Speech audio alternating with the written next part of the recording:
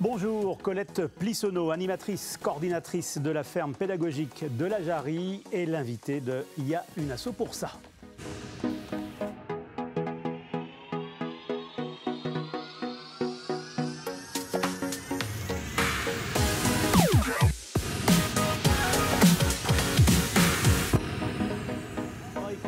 À comprendre, à découvrir, à se reconnecter avec la nature pour mieux la protéger.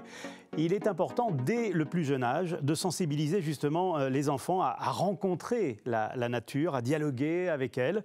Il n'y a pas besoin d'être un expert pour comprendre l'enjeu de la biodiversité, pour préserver cette nature que l'on a tendance à oublier. Il existe pourtant des ponts qui permettent ce contact. La ferme pédagogique de la Jarrie en est un. Colette Plissonneau, bonjour. Bonjour. Alors, vous êtes la coordinatrice et l'animatrice de ce site, on en parlera tout à l'heure.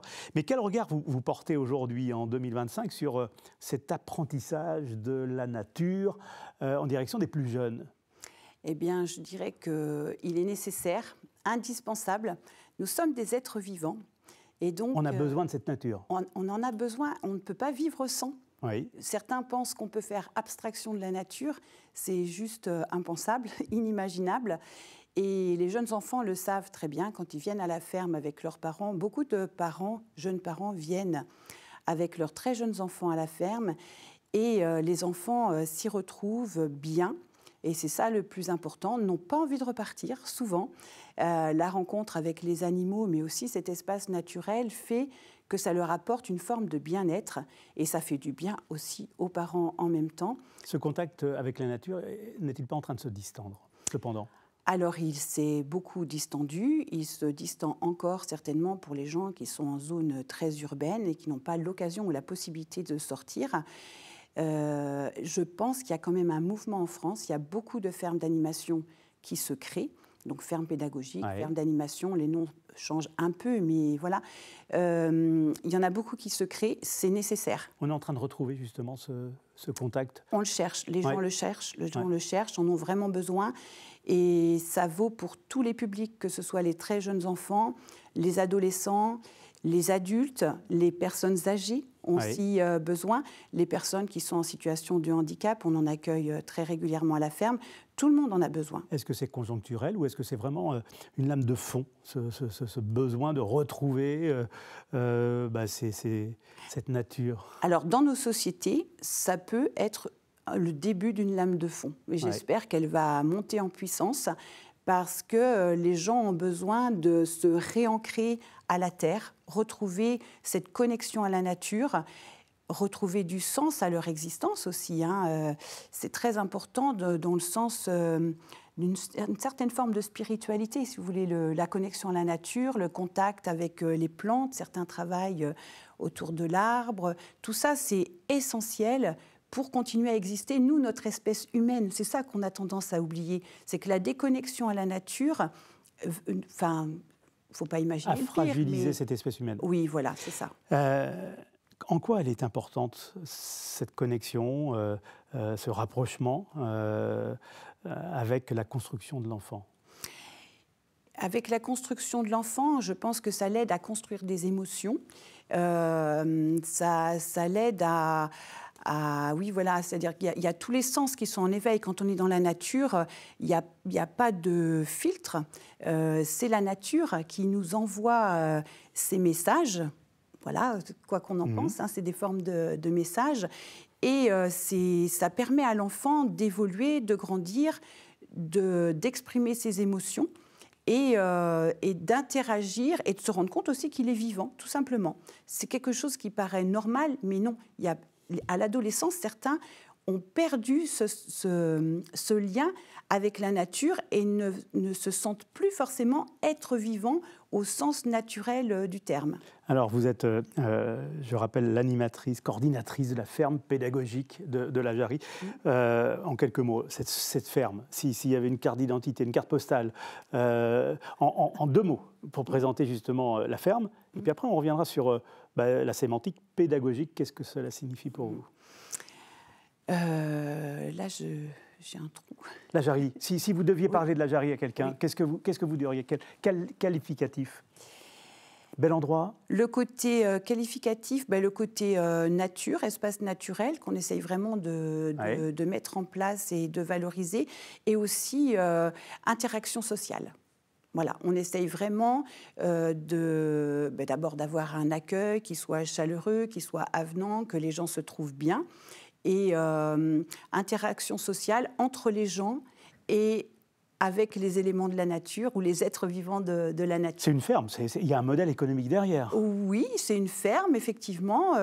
Le modèle économique, il est basé sur l'animation, le côté pédagogique. Donc c'est un modèle, ça c'est notre modèle économique, c'est-à-dire qu'on vend des prestations d'animation et on a très peu de production de rente.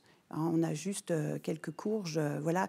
Mais c'est pas notre but. Notre but, c'est vraiment que les gens viennent faire des activités. Voilà. Alors, comment vous accrochez justement les gens, les jeunes, à s'intéresser, à avoir un autre regard sur cette nature? En étant très concret.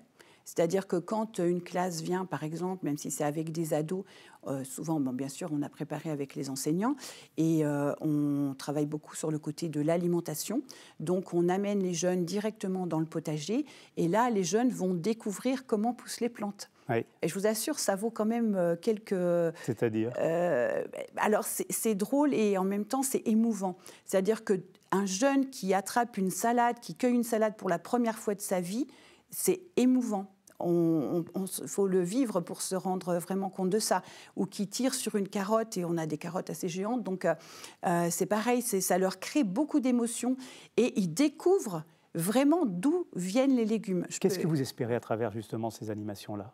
À travers ces animations-là, je retrouvais du sens aussi au niveau de l'alimentation, c'est-à-dire refaire ce lien entre la terre, ce qu'elle nous donne, et ce que l'on mange. Et elle apporte quoi à l'enfant, au bout du bout ? Au bout du bout, toujours ce côté-là de se sentir vivant.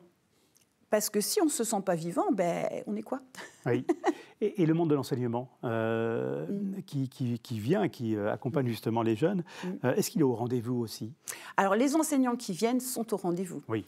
Et il pourrait y en avoir plus. On a une capacité à accueillir beaucoup plus de classes, même d'accueil de loisirs. On est tout à fait capable de le faire.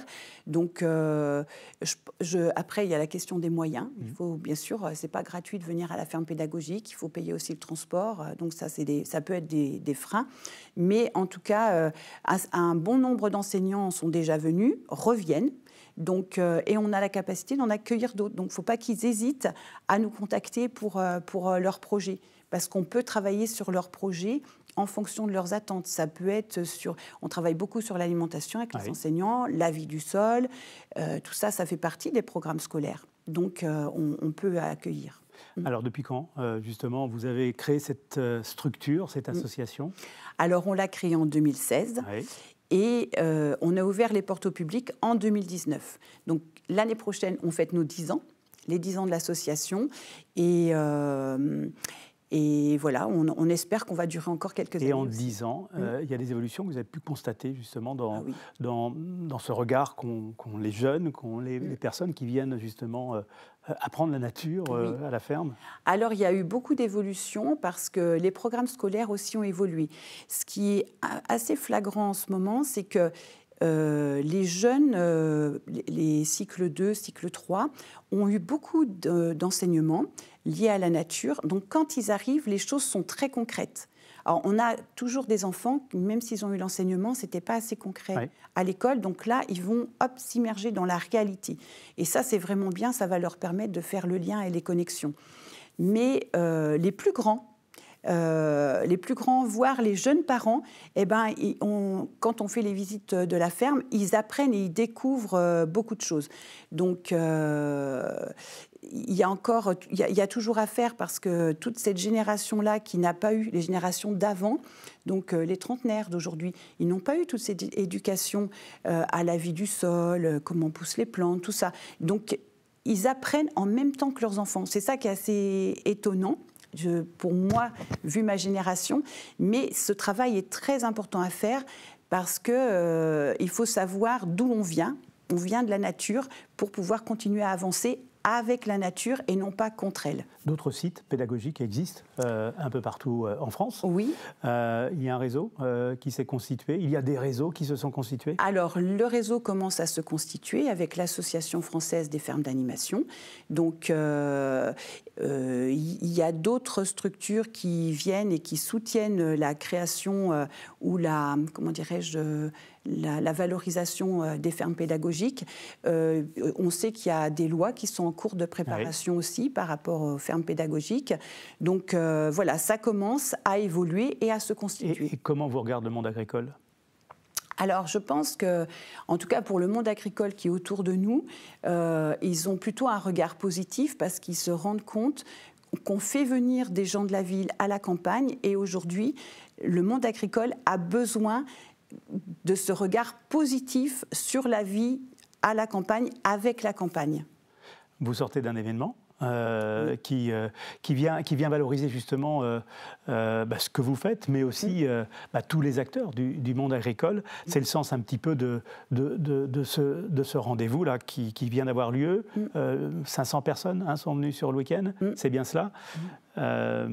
Qu'est-ce qui se passe au cours de ces moments-là ? Il y a des regards, il y a du sourire, il y a de l'émotion qui se dégage ? Alors, beaucoup de sourires, ça c'est sûr. Beaucoup d'émotions sûrement pour certaines personnes. Donc là, c'est vrai que notre marché d'automne, qui a lieu tous les ans, premier dimanche du mois d'octobre, c'est une occasion vraiment pour les producteurs et les consommateurs de se rencontrer. Donc les gens sont assez enchantés, c'est souvent le retour qu'on me fait. D'autres qui viennent depuis plusieurs années me disent c'est un rendez-vous incontournable. Donc ça fait toujours très plaisir pour l'association, pour tous les membres. Dimanche, c'était 22 bénévoles sur le pont pour gérer toutes les activités, que ce soit la vente aussi ou les animations.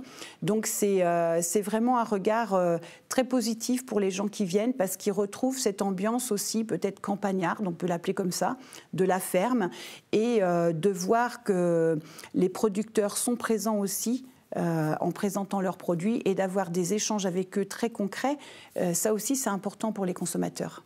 Merci Colette Plissonneau. Je suppose qu'il y a toutes les informations sur les réseaux sociaux, sur Internet concernant justement la ferme pédagogique de la Jarrie. Merci encore d'avoir accepté l'invitation. Je rappelle que ce programme est coproduit par TV Vendée, la Maison départementale des associations de la Vendée et par le Crédit Mutuel Océan. Merci, bonne journée.